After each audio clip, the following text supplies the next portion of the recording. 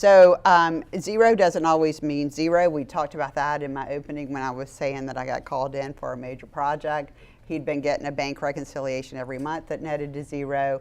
I actually even had a client in the last few months that they had actually gone through an audit, gotten a clean opinion, and I was in there trying to help them do the audit the next year. I couldn't get the cash to reconcile, and I'm like, surely this reconciled at the beginning of the year. It was audited, right? So I call the audit firm and I say, send me a bank reconciliation. It nets down to zero.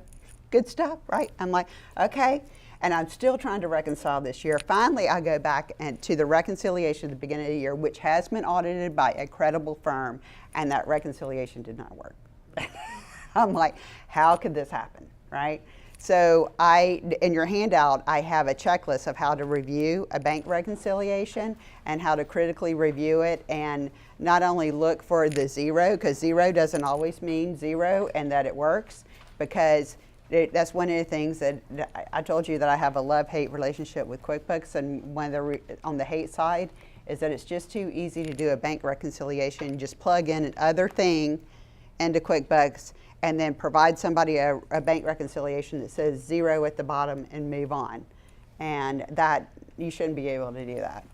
But you can. So whenever somebody is reviewing a bank reconciliation, they not only need to look at the current month, but they need to look at the previous month and the month forward to make sure that the items that are in transit last month are coming through this month, and the items that are in transit for the current month actually cleared the following month. So this is your We have that. no, this is your exercise. Oh.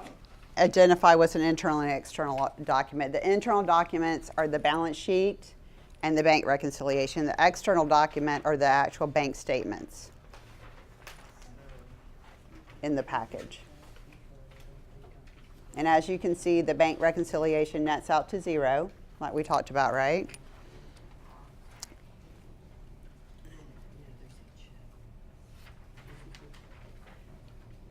And then look at the balances, the bank and book. Make sure the book agrees to the financial statements, the bank agrees to the bank statement.